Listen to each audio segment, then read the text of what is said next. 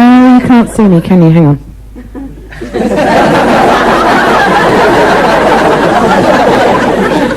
There I am. Yeah, I like to get this out of the way fairly sharpish. You've obviously noticed, haven't you, that I didn't grow up to be exactly what you'd call anorexic. Now, that is in fact completely wrong. I am anorexic, because anorexic people look in the mirror and think they look fat. And so do I, so I must be. Actually, my weight problem got a lot worse when I went on the pill, so that proved to be a very effective contraceptive. Now, I get the feeling from you, you're a bit of a politically motivated audience tonight, aren't you, up here? I can tell. So I'm going to go for it. I'm going to have to talk about John Major. I am. Yes. Because to me, John Major is the feminine hygiene equivalent of a panty liner, isn't he? Don't you think?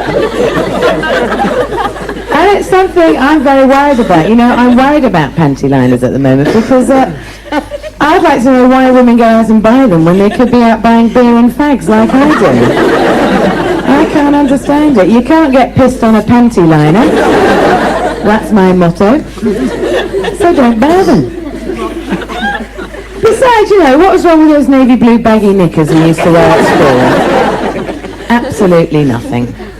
Because they had a double gusset which would protect you from the blast of an all-out nuclear attack. And you could get your mum shopping in them on the way home, so they were great. And yet, the worst thing about panty liners is the name. It's rubbish, isn't it? It's absolute rubbish. Why can't they call them something nice? Like fairy hammocks, for example.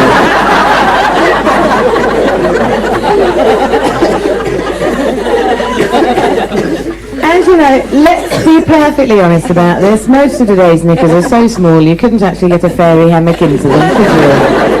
I've tried.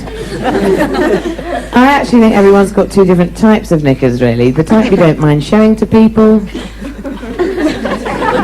Keeping quiet out there, good. And the type you wish you'd buried 6 feet underground with a wooden stake through them. Thank you, madam. Now, you see, women have got two types of knickers. The first type are black, made of lace and the size of an atom. Whereas the second type, of course, are grey, the size of Buckinghamshire, and you have to spray a hell of a lot of Charlie on them before you can wear them anywhere. Now, I have to tell you something else about myself, actually. I'm not married, surprise, surprise, eh? And to be honest, at 33, I'm getting desperate now. What I'd actually love to do is, I'd love to go on blind date, just to really piss the bloke off when the screen went back. It'd be great, wouldn't it? Hi. And I did actually go on a blind date once. It was strange. I'd phoned up a friend of mine and some bloke was staying there. We got talking and he said to me, "You sound nice." Wrong. Do you fancy meeting up for a date? So I said, great. And we arranged to meet at Euston Station. And so that I could identify him, he said he'd be carrying a bunch of daffodils and wearing his army uniform. Yum. So I had to think pretty quickly, so I said I'd be standing outside the men's toilets, dribbling and masturbating.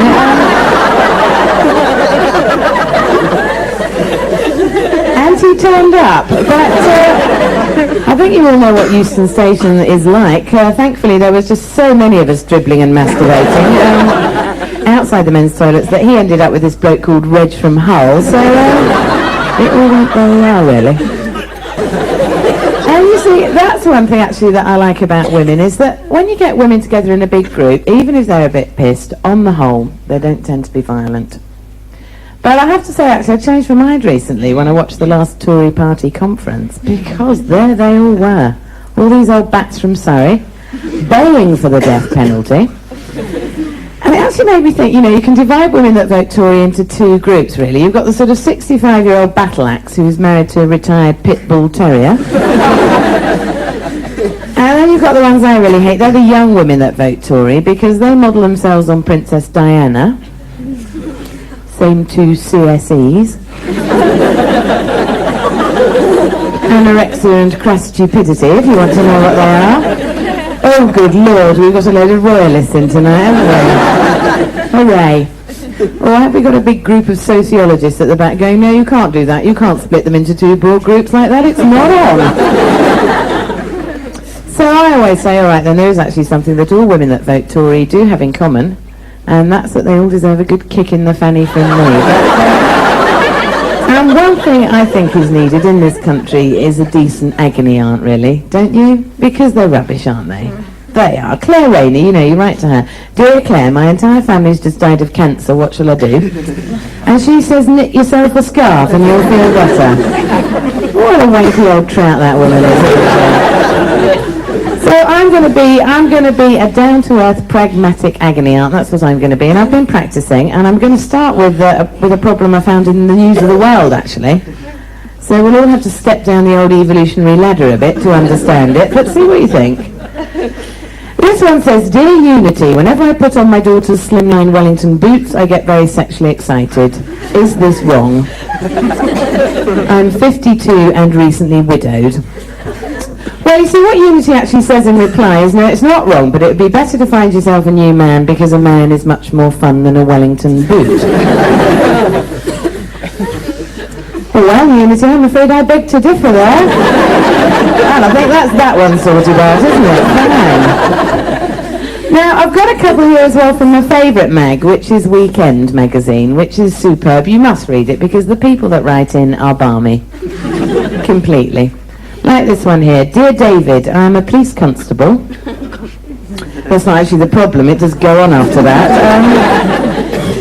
Dear David, I'm a police constable, and following an affair with a woman police constable, I have a very painful swelling in my testicle. Well, all I have to say to that really is good. And that's that one sorted as well, isn't it? Fine. Now, this final letter is my favourite. I have to say, I love this letter because this man, he's had it really up top. Because he wrote in and said, dear David, sorry. He wrote in and said, dear David, I was very upset by the answer you gave to a woman from Grimsby last week, saying she had vaginal thrush. Grimsby is a respectable town. And we most certainly do not have venereal diseases here. Wow. I was actually doing a gig in Grimsby not so long ago, and I can reassure you now that they do. So that's all right, isn't it?